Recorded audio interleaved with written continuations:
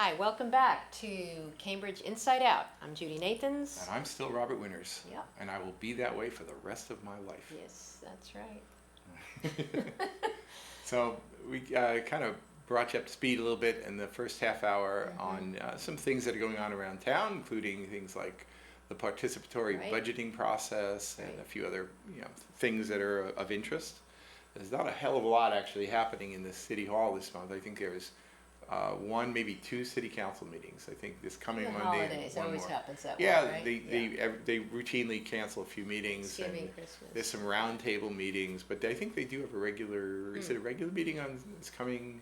I don't know, you're the Monday. one that would know. I'm supposed to Jeez, know. Robert. I'm losing it. Yeah. What can I say? Is it round table? There actually are several roundtables that have all been packed in. It's kind of funny with the term coming. Would that be on your site? Yeah, it's all on the Okay. site. But the thing is, with the city council term coming to an end, Yeah. they kind of hadn't had enough roundtables, so they had So a now bunch they're of them at packing the in, end. like spending the budget Yeah, before and it's- it was bizarre how in the ordinance committee, which deals with zoning petitions or whatever, I guess they must have had a lot of stuff in the queue, so they scheduled about 12 ordinance committee meetings over the space of a month and a half. Oh, well, I'm going to look at that because I was re-looking just briefly at the styrofoam ordinance. There's Yeah. no meat in it, and Yeah. it's not enacted yet. So I think there's some work to be done there because all Yeah. they say is you can't use styrofoam, but they don't say what you can use. Right, so That's a big deal. see? And because they say you can't use styrofoam because it's not biodegradable. Okay, well, neither is compostable ware if it's not thrown out in a system that biodegrades it. That's right. So This is more ba- on that later because but- I am but really this- hot but- on that topic. But this, see, now, Yeah. one topic we want Yeah, to talk about for this right. half hour was Yeah. what I loosely call civic Civic- infrastructure. yeah. Infrastructure. Okay. Sort of how do you be a citizen, a resident of the city in Right. which you live? Yeah. Different ways to do that, and you're actually seeing an example here right now where, it's not like you just sort of say, well, the city sent us a flyer and told Yeah. us that from now on you're not allowed to use this Yeah. and you must use that and Yeah. you've got to put your organic waste in this Yeah. bucket Yeah, and you yeah. got to do this and you got to do Yeah. that. These things do not generally happen in vacuum. Right. There have been supposedly hearings. There are some hearings. Sometimes they do happen in a vacuum. Let's be honest, but sometimes, This one did, but hey. but oftentimes, Yeah. there are recycling advisory committees. There are other yeah. kind of advisory committees. There's, places where citizens get Had to have themselves input. involved. Right. All right. So, things that do happen in terms of ordinances and whatever are not, are sometimes the result of a long process of citizen involvement, right? And that's something I certainly wanted to talk about a little bit here today because in a number of ways, I could just make an observation straight out. Especially in the heat of the recent election, Yeah. you heard people were taking sides, forming slates, and saying we have to stop development or slow development, or we have to build more affordable housing, or other people were saying we have to just build more housing. The civic landscape, for the most part, at least during a political year, tends to be dominated by advocacy, right? And I don't mean that in the best sense. I mean in the sense of like, I know what's right. And I'm telling you, and you got to do what, and there's some of us who had our roots in civic involvement, which were far more participatory. Right. In other words, like we were involved in recycling in the early days. We just talked for the last half hour about participatory budgeting. It's a different type of involvement. And part of the reason why I started get in on this theme recently was for the last several years, the mayor has thrown a big event, like a thank you event for all the various people, hundreds of people who serve on various city boards and commissions. I went to that one once. Yeah, they did one up at up in Harvard Square. This one was down up at the Sonesta Hotel. If it's still called the Sonesta, everybody changing their names. I don't know what to call things anymore. But so at this one here, I actually found myself almost getting kind of emotional because I say, this is like my tribe. Yeah. I go to this So thing you here. went to this. I went to this thing. It was a horrible rainy night. Yeah. And in it there were hundreds of people who were serving on every imaginable city board and commission, from planning board members to recycling advisory committee people to Peace Commission Light members, committee, Avon pedestrian Hill, committee, right, there's yeah, so many, neighborhood yeah. preservation committees. Mhm. You know, the people who serve on the library board of trustees, Big- yeah. the water board, the board of zoning appeals, Right. you name it. There's dozens and dozens of city boards and Dog commissions. park one, I think. Well, there are sort of Yeah. issue-specific things that sort of Yes. come and go. Right. And then there are some that are regulatory in nature and some that are advisory in Right. nature. But it's an Right. extraordinary opportunity for people to really exercise their citizenship and to Yeah. sort of be involved constructively in making things happen. Yet if you go up to the Sullivan Chamber on a given Monday night, you'll hear somebody howling at the moon about, you know, why this is evil and you shouldn't do this and we got to stop this and block Yeah. that and whatever. And my experience as a civic participant has been thoroughly different, you know. And so it's just been an irritant. Yeah. It's been very irritating to me of late, just Yeah. having, and even, you know, once upon a time I would go to neighborhood associations and I went once trying to mine and never again. It was too- yeah, I mean, sometimes they work out well. Yeah. I mean, I'm Well-meaning people, but then some people just need a platform to complain. and oftentimes what happens in neighborhood associations is, as the old phrase was, is the bad drive out the good. So there are people who are Right. there just to exercise their ego, and then they drive Right. out people who are there trying to be That's constructive. exactly what happens. And it's been repeated time and time and time and time again. So I've kind of lost a lot of faith in neighborhood associations as being Do you representative. find of that anything. that's across the board in your No, experience? there are or a few there's some better run Oh, ones? there are some fabulous Porter Square exceptions. Neighborhood Association. The Porter Square Neighbors Association is actually one of the best ones. Mm. I think they were basically formed on a model similar to what we had with the Central Square Neighborhood Coalition, which lasted Oh, a because very it had long. some businesses in it too, Well, what we right? did is we Yeah. were founded on a cooperative model of people who live in an area working cooperatively with the local businesses to sort of That the makes best a lot outcomes. of sense. Yeah, it really Yeah, makes a lot of and sense. Yeah. you know, so anyway, that's how we Okay. did it. And then the Porter Square group was formed. Same The idea. Agassiz Neighborhood Council, I've once heard them explain to me. I think they were a 501c3, Yeah. so they're not just there to advocate; they're Yeah. there to do good things. Yeah. They said we're a very child-centered True. group, and Right. they set up daycare facilities. They have a They have a building mission, there. so at least they know what their mission Yeah, is. and they're salt of the earth. So some of these things have been very successful. Some have been terribly unsuccessful. Right. But anyway, it just got me thinking recently about how I think maybe I got to just come right out and say I don't think we Yeah. do civics as well as we could. Nope. All right. And part of when I think about this, I find myself drifting back toward not so much the Cambridge Civic Association of the rent control years, which kind of became a bit of a single issue advocacy. What was the age span of that group?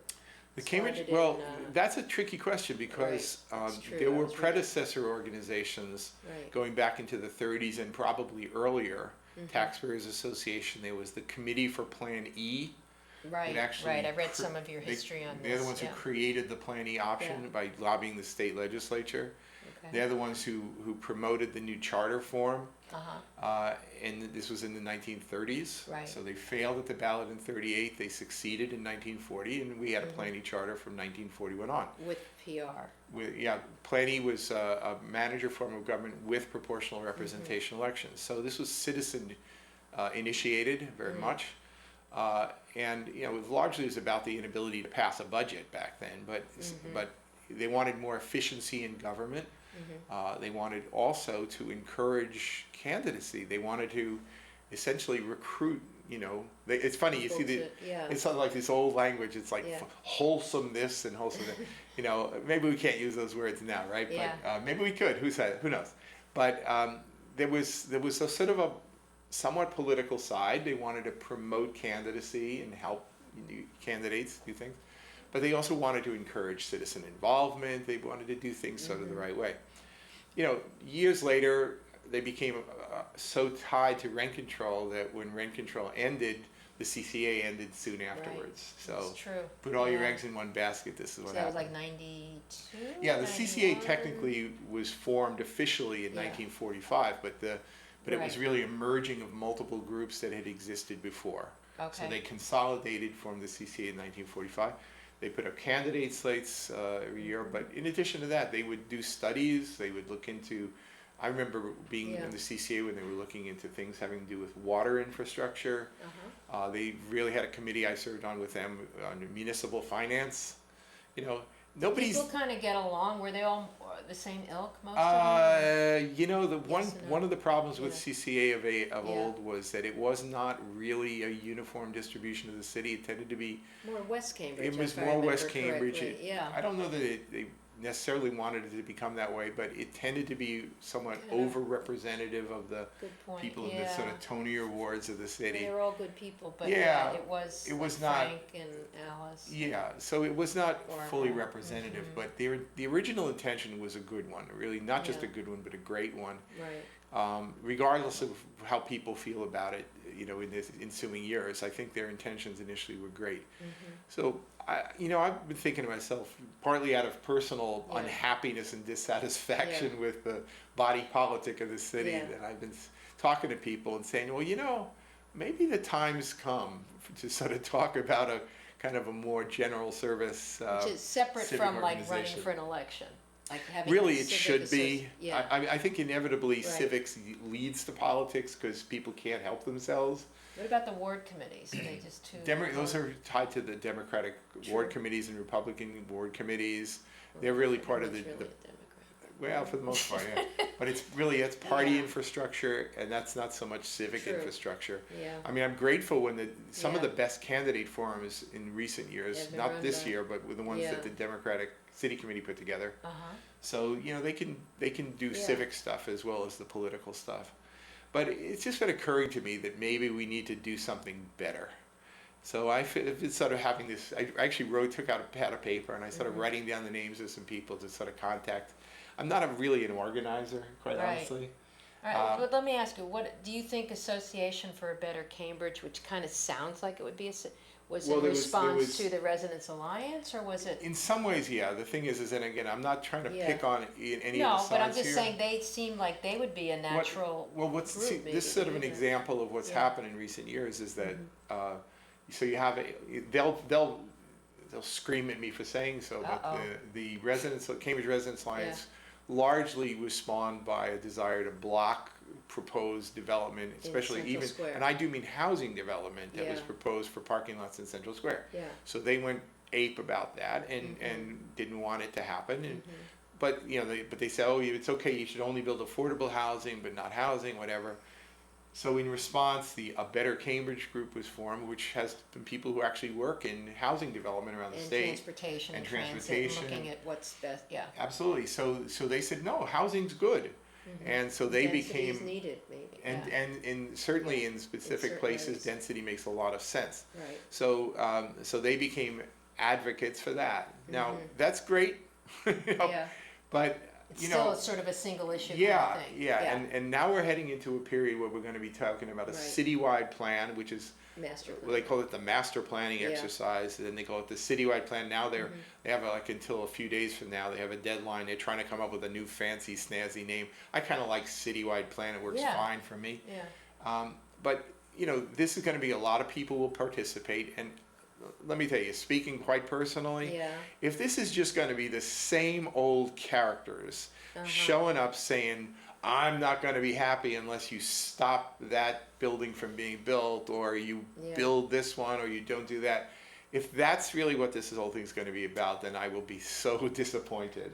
Well, I think, doesn't community development have a little bit more of a clout in this? Well, the community development is There's sort a of certain framework already in yeah, place? they're the Yeah. agency that will guide it. There's an Right. outside consultant called Util or Oh, Utile. Utah, right, yeah. That will basically the ones who will sort of manage this, and they have some Right. pretty smart people in there. So Right. they'll have a little bit of a free hand for doing Right. some things.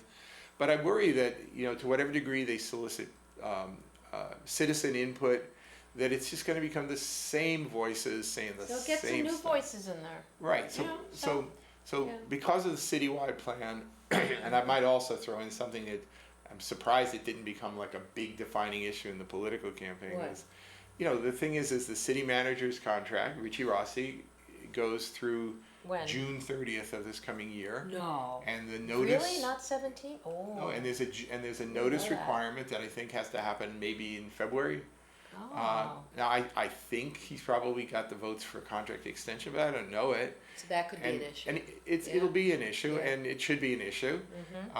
But the thing is that I don't want to have just the same old of people's, Just saying that, just sort of. We could do so much better in this city. So Are you pleading to someone out there? I think I kind of am. I think maybe, some of you former elected officials, some people who serve on boards and Is commissions. there still a League of Women Voters? That's something that's kind of strange that's something you that don't once hear existed. that much anymore. I think they also went sort of a little Yeah, but those are the kinds of entities that I really want. I mean, Yeah. there's great charitable citizen input that happens, actually through some church groups, through the Cambridge Community Foundation, through some of the settlement houses. People doing some great stuff here. But honestly, if you go up to the Sullivan Chamber on a Monday night, you're not going to hear from them. Well, because they're using social media. They're busy doing good stuff. Right, but they're also, I think if you're not really good and if you're with social media, this is how this is going to happen, Robert. It's not going to be like it was 15, 20 I years absolutely agree. And it doesn't mean it can't happen and also have an organization. I totally agree. It's going to require some younger minds and some older minds that are open, Absolutely, absolutely. But I think my personal sense, and I'm a guy who ran away from organizations. I prefer to sort of be a singleton, just act on my own. But I'm starting to feel that maybe the time is right to sort of move towards something of a that encompasses many more points of view. Exactly. That isn't just single issue guided. Actually, let me show you something here. This is a little bits of this. This actually taken from the original charter of the Cambridge Civic Association back in 1945. All right, you go to it and then I'll click on it. All right. All right. Now where do I go? No, it's just right down the middle. It says, so it's formed for the following honestly, purposes? this was a little thing I just have on the website. Let me see if I can get it a little larger. It's still sitting on the website for a long time. But down in the bottom here. How far down? My comment was, I hate to bring up the ghost of the CCA today, but it said, only to point out when it was created, it had some very admirable goals. And this is some stuff from the original mission statement of the Cambridge Civic Association. Now again, I'm not necessarily saying we should recreate a Cambridge Civic Association, but the thing is that I just want to make it bigger. Back then... I'm sorry. All right, I'm going to get back. Okay. All right, here we go. So back in 1945, right, so this is what they said. This association is formed for the following purposes. To promote business-like, honest, and efficient conduct of local government open to public scrutiny. This is what people usually refer to as good government. And people sort of refer to the goo-goos. It was actually it was kind of a big social ideal at the time. And actually it was a very big social ideal for the Republicans in Massachusetts. They were the good government crowd in those days. There were actually some early Republicans who were part of the foundation of the CCA. To induce residents to take an active interest in the affairs of the city of Cambridge. Right? Notice they're not saying to advocate for this, that, or the other thing. They just take an active interest. Right. I interpret that second clause as to say to encourage people to serve on city boards and commissions and to otherwise be a real citizen, and not just an advocate for your narrow point of view. Yeah, 3 would be that too. Yeah. And then number 3, which certainly the CCA in some respects carried on for over the years, maybe too much so, was to encourage and support the candidacy of men and women seeking election to public office and to support intelligent, wholesome leadership in public affairs. The CCA ran slates of candidates from all those years, all the way up until after the turn of the new millennium. But they also, once upon a time, really would encourage, and I like to liken it to be like a farm team. I was mentioning this to some people recently. I said, we just came off an election here, and there will be some prominent elected officials who will retire in a couple of years, in all likelihood, or if not then, but soon thereafter. And we really don't have a good pipeline for encouraging people to become good candidates. There was actually one, I spoke at a Cambridge Chamber of Commerce a week or so ago, just about election wrap up and such, And I just mentioned this, and one person who was there actually works in Mike Capuano's office, pointed out something I hadn't even occurred to me, which is that one place where new candidates, because I think we could use a few good qualified candidates in the future, you know, because this is not to be disparaging in any way to the people who were recently elected, but we need to do a little bit better in terms of getting a better menu of choices. They actually suggested that people who are actively involved in political campaigns for congressmen and whatever are people who sort of have a little bit of that in their blood. I thought, well, you know, they might be right about that. So, but anyway, back to the list. It says, so we're at number 4.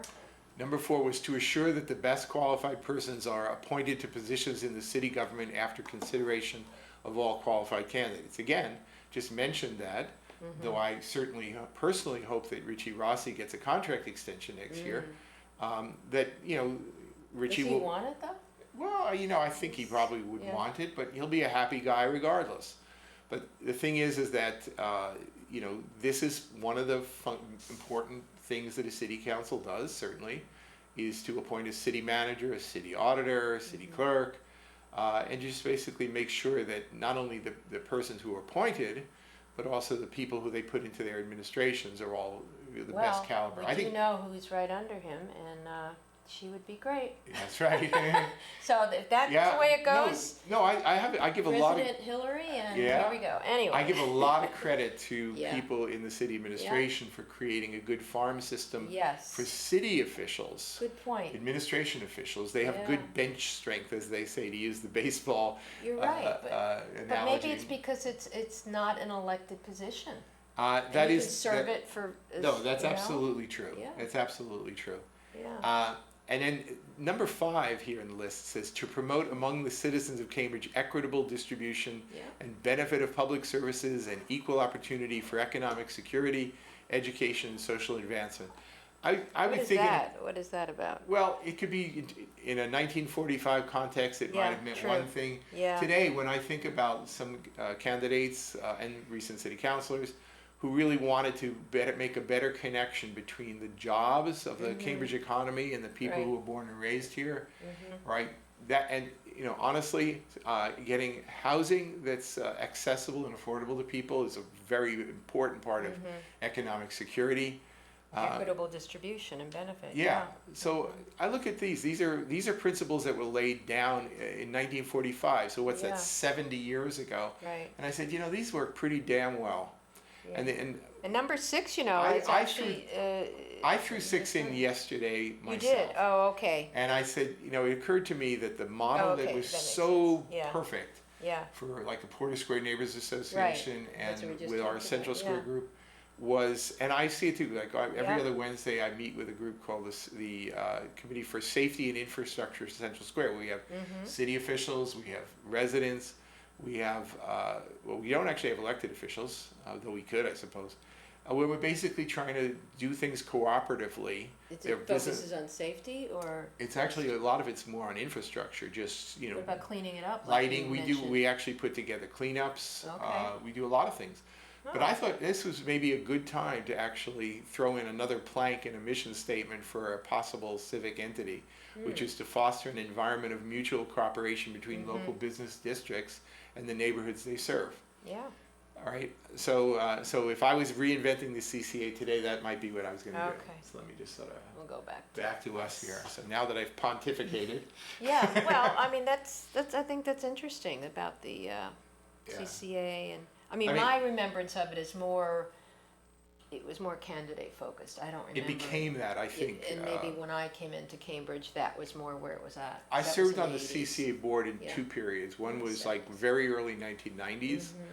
And during that particular period, there were people like John Moot, who I had served on this Water and Sewer Advisory Committee. So CCA was bubbling up people who would then serve on these various boards. So there was definitely that aspect of things. Then it seemed like what happened was a group of people became just, you know, they were staunchly anti-development about 95-ish.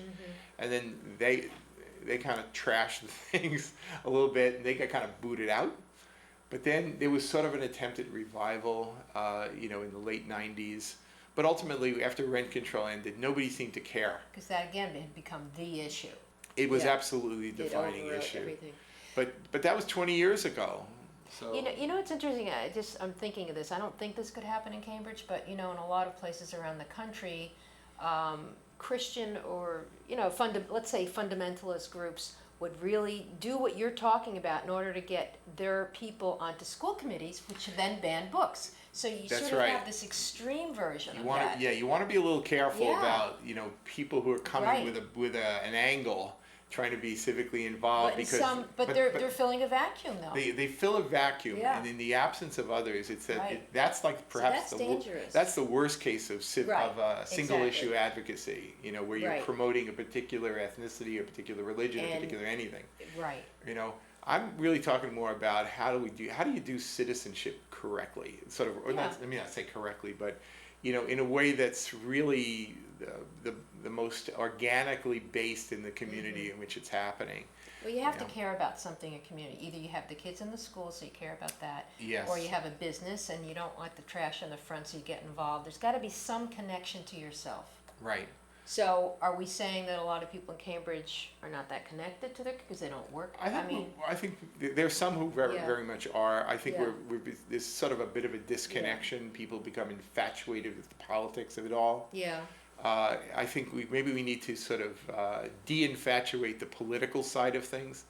I think that's probably what it is. Yeah, and let's It's just not just every 2 years that you get involved. It's like in between. And Yeah. You get involved in these boards. I think that is a good message. I think the city The boards and neighborhood commissions for me, association, yeah. that was my entry. I mean, I served on this Well, that- mayor's one back in the mid Okay, '80s. so those of you that want to know more about this, go to Robert's website, Cambridge to- Civic Journal, and also the city posts these too, the city website. In terms of city boards and commissions, Right, it's definitely and a get good way to go. involved. I Get think involved That's a great and- idea, and- because there'll be an interest that you have.